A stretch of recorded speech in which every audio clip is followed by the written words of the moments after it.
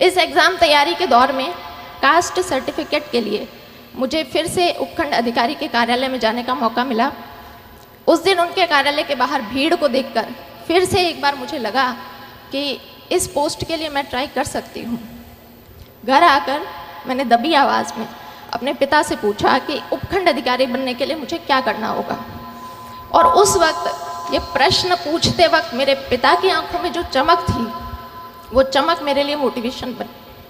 बाद में पता चला कि मेरे पिताजी ने भी अपनी युवावस्था में इन परीक्षाओं की तैयारी की थी, लेकिन वो सफल नहीं हो पाए। तो मैंने तय कर लिया कि मुझे इस परीक्षा को देना है और इसमें सफल भी होना है। पाल जी, सर्वप्रथम मैं परमपिता गुरु जम्बेश्वर भगवान के चरणों में नमन करती हूँ। मैं नमन करती हूँ शिक्षा के इस प्रांगण को, जो हमारे समाज को शिक्षा की ऊंचाइयाँ दिखाने के लिए अग्रसर है। मंच पर उपस्थित सभी सम्मानितों को मेरा सादर प्रणाम।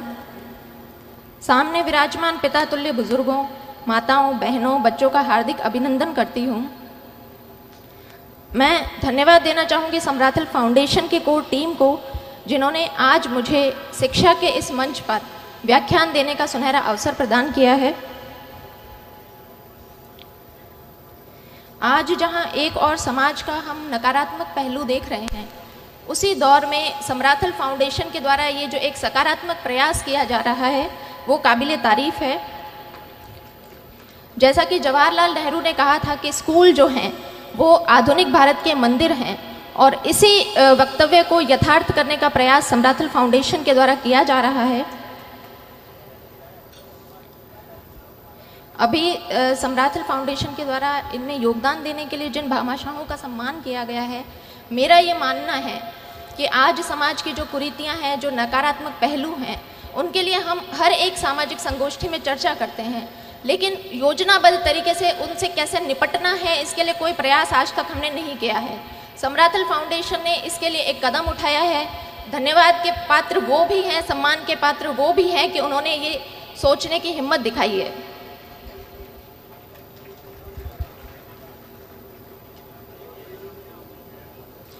मैं आशा करती हूँ, जैसा अभी स्टेज से अनाउंसमेंट हुआ, कि जिन बच्चों ने अभी प्रतिभा खोज परीक्षा दी है वो इस पंडाल में मौजूद हैं, और अगर यहाँ मौजूद नहीं है तो वो यूट्यूब या अन्य किसी यूट्यूब आदि सोशल मीडिया से वो जुड़े होंगे।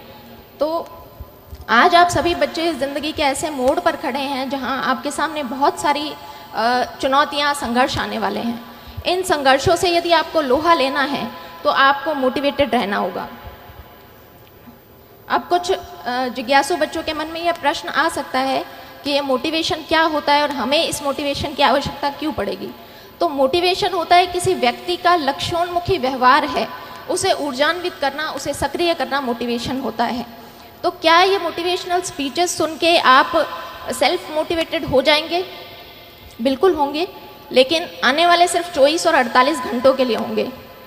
तो जिस प्रकार से हमारे शरीर में किसी तत्व की कमी हो जाती है, हमें उसके लिए सप्लीमेंट्स लेने पड़ते हैं।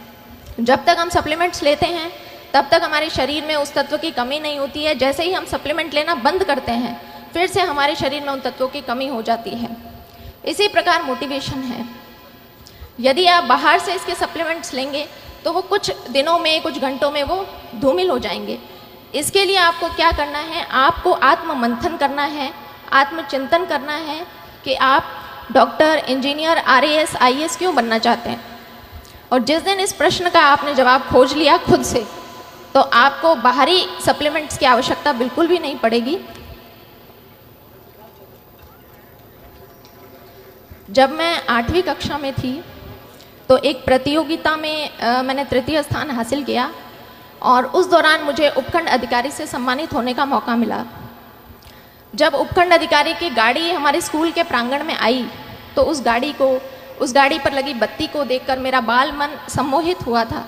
लेकिन जैसा कि बाल मन होता है, कुछ घंटों, कुछ दिनों में वो जो मेरी यादें थी वो धूमिल हो गई। उसके पश्चात 10वीं कक्षा में फिर से मुझे मौका मिला, जब मैं जिला कलेक्टर महोदय के द्वारा सम्मानित हुई। उस वक्त मैंने तय किया कि इस पद में, इस पोस्ट में कुछ तो है कि इसका इतना मान और इतना सम्मान होता है। लेकिन फिर वही चीज़ें हुई कि मैं उन चीज़ों को भूल गई। 10वीं परीक्षा के बाद जब ऐच्छिक विषय चयन का प्रश्न खड़ा होता है, उस वक्त मेरी कुछ सहेलियों ने कहा कि हम तो मैथमेटिक्स साइंस लेंगे और इंजीनियरिंग करेंगे।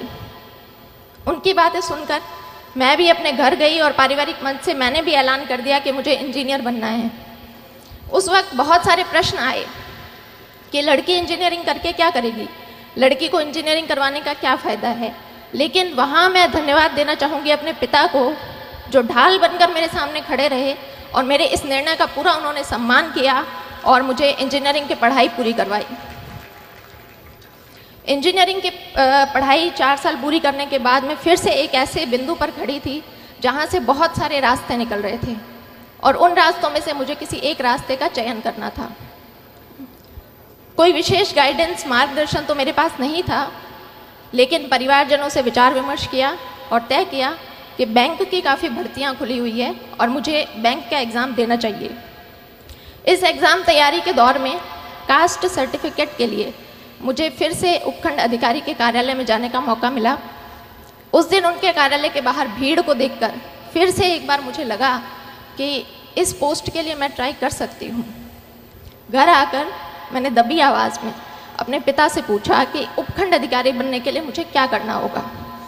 और उस वक्त ये प्रश्न पूछते वक्त मेरे पिता की आंखों में जो चमक थी, वो चमक मेरे लिए मोटिवेशन बनी।